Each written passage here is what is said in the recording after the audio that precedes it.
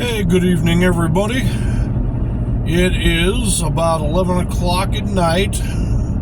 Obviously, I'm doing another nighttime driving video.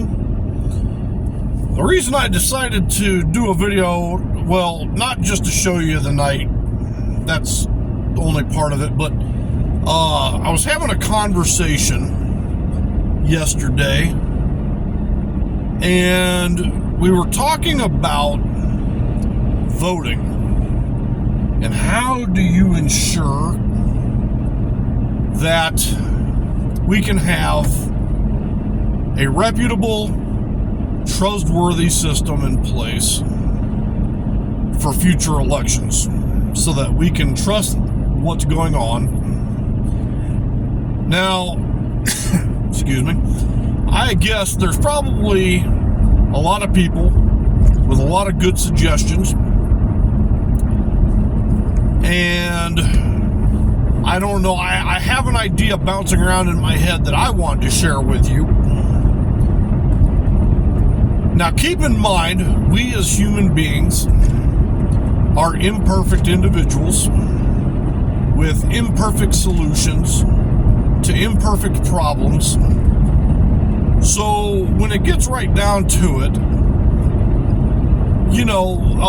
there's always going to be a solution, but it may be a less than perfect solution. I don't have all the answers, but one idea that has occurred to me over, I don't know, maybe the last probably 6 or even 10 years, maybe. I thought up an idea where everybody who is a registered voter, you just shouldn't be obligated to vote if you don't want to, right? I mean, that's just silliness. If you don't want to vote, that's totally fine. But everybody who registers to vote should have some sort of randomized secret number that associates your ballots with that number. Almost like a social security number for voting, but just for voting, not like for getting credit or anything. Okay, so let me try to explain this, and hopefully I don't confuse you too bad. Sometimes I don't necessarily explain things as well as I could. So, obviously, you would have this voting number that it would be generated for you somehow, and it's cataloged as being a legitimate voter, but it's not necessarily tied to your name, right? So, you go in, you register to vote, you would get this number generated, and it's up to you to keep it safe. That could pose its own problem, I understand. But when you vote, you have to register to vote with this secret number. Or so when you show up to vote, to cast your ballot, you can still be asked to present your ID, but the poll workers don't know your number. Ideally, you don't share it with anybody. Only you know the number, and the systems of the voting registrar know the number. But it's not the number is not necessarily tied to you or your name. So, on voting day, everybody goes, they votes as per normal.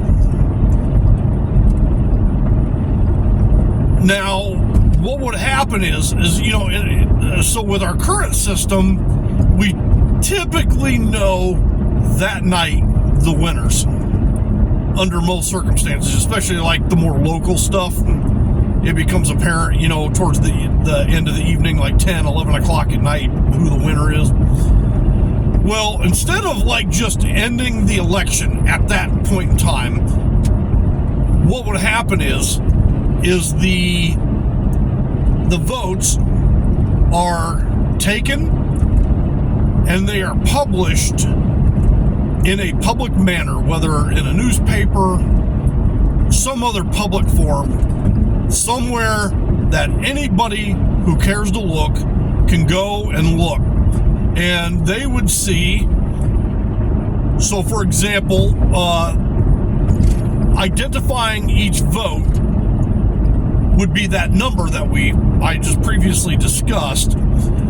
So you see the number, you can look up your number and verify that the vote that you cast were cast for the right people, therefore possibly eliminating any shenanigans or hijinks, vote rigging, vote fraud, whatever you want to call it. And everybody who voted has the right to go and look and see that their vote was cast correctly. And that period would remain open for, let's say 2 weeks. So you would have 2 weeks to contest your vote if you feel it was incorrect. At the end of the 2 weeks, the votes are finalized, and the counts would then be quote-unquote official at that point. But the benefit is, at least on the short term, so they get published to wherever in the newspaper or whatever public method. But it would still show you the projected winners, right? So you could look and you could see, okay, this city council member is projected to win that seat, or this congressman is projected to win that seat. But obviously, then the vote becomes finalized after a period of 2 weeks. The reason why I came up with this system, and I like it, is because unfortunately the reality is that these digital voting machines are not trusted. They're not transparent. All you know is that you cast your vote and you hope that maybe the machine didn't swap your vote for, somebody hijacked the machine and they switched out all the votes for whoever, right? So I like the idea of it being public, almost like a public blockchain, like the way a blockchain for cryptocurrency, you can trust that transaction is legitimate. Whereas this public blockchain of voting, and maybe that would actually be a better definition for it, is like somehow there's like a voting blockchain, and it shows you exactly how many votes were collected for each person, and there is no way it can be tampered with. I think whatever solution this ends up being, I think it's important that we try to come up with a solution sooner than later. And I say we as citizens, because it's clear that, I say in most instances our elected officials either don't have any incentive to help fix the problem, even if they themselves are not participating in any fraud. So, I don't know. It's just these issues. How do we correct them? How do we solve these issues? And I think we, as the citizenry, really need to get it corrected so that we can have fair, honest, transparent, trustworthy elections, and that we know who we're voting for is actually who was voted for.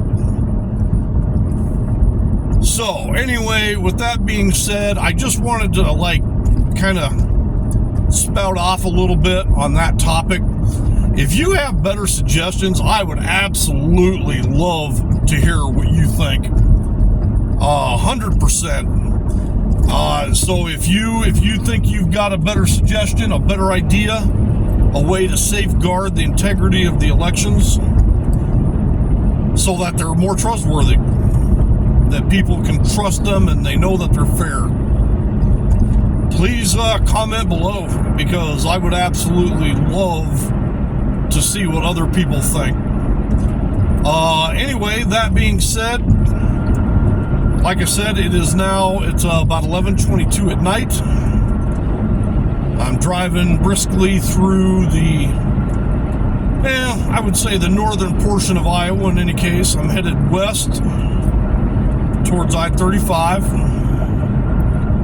And pretty soon I am going to have to stop and get some gas. There's a town ahead by the name of Hampton, Iowa. And it's a nice little town, actually. It's good. It's not huge, but it's also not one of these like blink and you'll miss it little places. But as you can see, this is what my nights basically consist of. I'm sitting here driving down the highway, and I'm constantly keeping an eye out for animals. What I look for is little tiny pinpoints of light off to the right and left. Those would signify like the glare or reflection of an animal's eye. And so that's what I'm kind of looking for. I'm always scanning back and forth to the left and right. Thankfully, I do not see that many deer. Thankfully, knock on wood. I'll tell you what I do see a lot of out here. I actually see a lot of raccoons. There are a lot of raccoons out in this neighborhood. For better or for worse, I regret to say, they have run out in front of me numerous times along here, and they no longer cease to live. So it's regrettable. I don't seek them out for sure. I actually love all animals, but one thing I've noticed, it's actually kind of interesting. So the raccoons, as smart as they are, it's like they don't understand traffic and cars.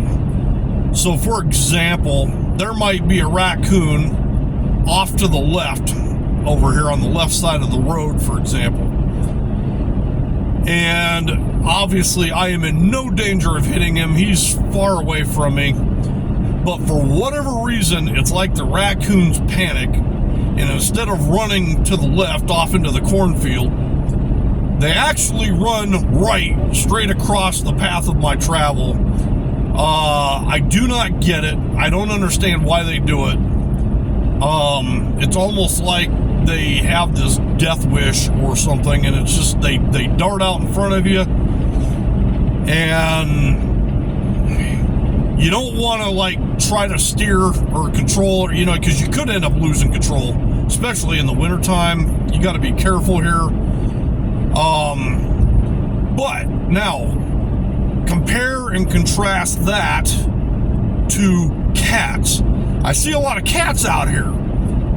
But what cats do, unlike raccoons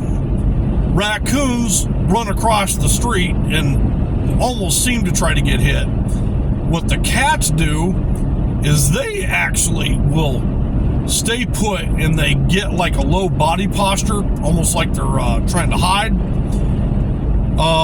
But they stand out because obviously the light from their eyes greatly reflects. But they'll, so off to the right over here, for example, where the gravel meets the grass, they'll like get crouched low, like they're hiding. And, you can still see them, but they're trying to maintain a low profile. They make no efforts to try to run out in front of you, thank God.